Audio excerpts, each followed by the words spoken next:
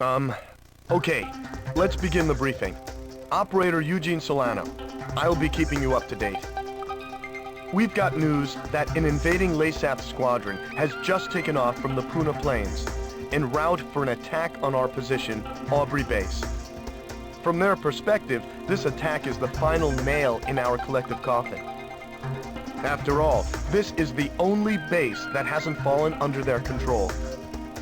I guess we can consider ourselves lucky. It looks like the enemy has gotten a little overconfident and sent only a small attack force. Griffith Squadron, prepare for launch immediately. Fly around the mountains and avoid enemy radar. Oh, I forgot. The enemy squadron consists mainly of bombers supported by several fighters. Please protect this base and destroy the enemy bombers. If everything goes well, we should be able to get the upper hand on the enemy in this area.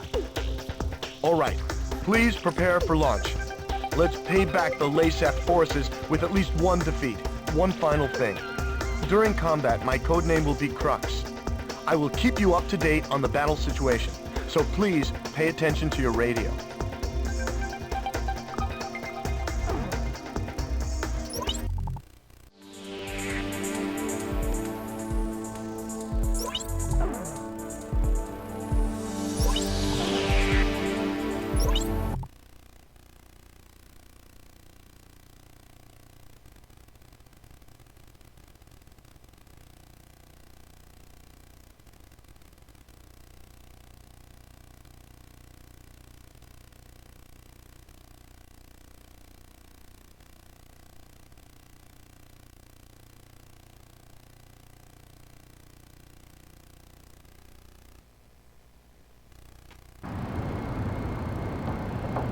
To Griffith Squadron, maintain your present course. Do you see the enemy formation on your radar? Read you loud and clear. We're coming up on the enemy from behind, just like we planned. You can let the escorts go. Just make sure you take out all bombers. We'll show them what we got. After all, we're really pilots. Isn't that right, Captain? Excuse me, Griffith 2. Please use code names during the mission. Understood. You guys does everything by the book. Don't you do Griffith 1? What? Hold on a second. The city's being bombed. Unbelievable. There are no military facilities in that city. The enemy, they snuck up from behind. What? Where the hell did they come from? What are you doing? You shouldn't be wasting ordnance. Relax. We're just going to bomb some base in the sticks, right?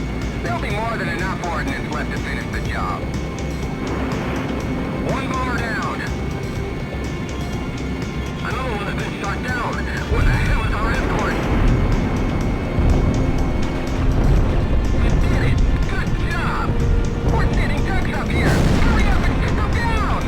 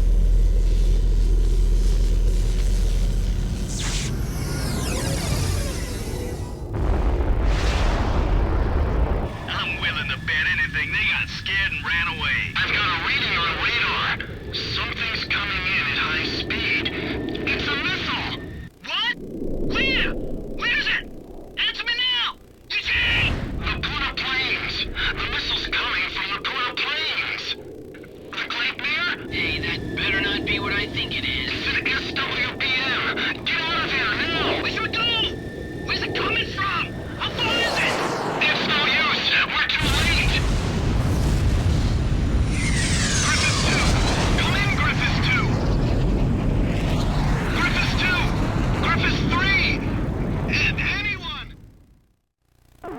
The mission was a success. The destruction of the enemy bombers will help keep an enemy invasion of Aubrey Base at bay. However, we also suffered serious losses. There's no way anyone could ever call this mission a success. I'm sorry. I couldn't do anything to save them. So that's the super weapon LASAP used to take over all of Aurelia in only 10 days. Who could have imagined that they possessed such destructive power?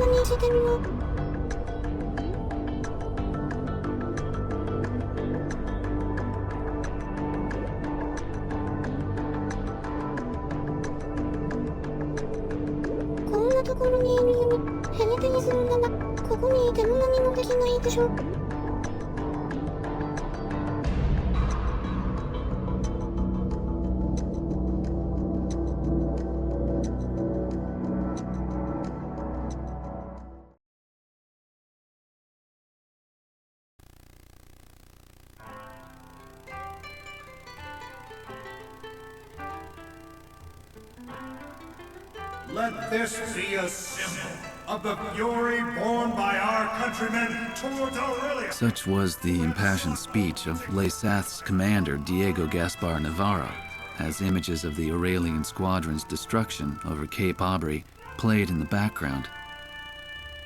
A day later, his gravelly voice continued to echo through my hungover brain.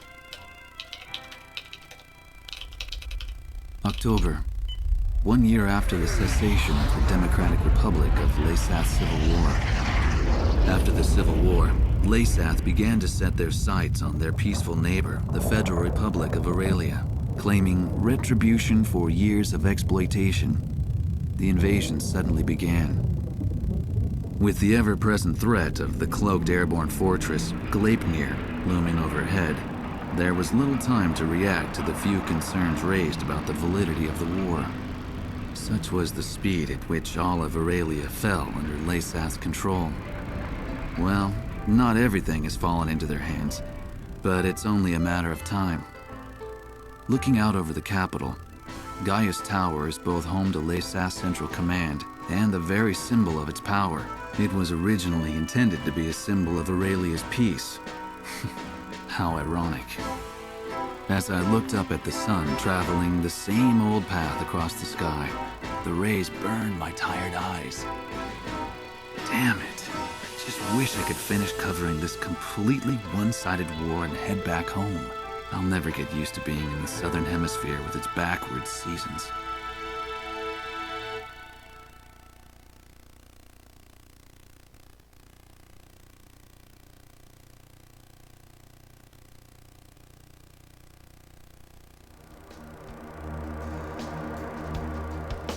The Gleipnir was last confirmed heading southeast across the Puna Plains. However, we lost all trace of it shortly after. Unfortunately, Aurelia's information network can provide no further details at this time. We'll just have to take what we can get.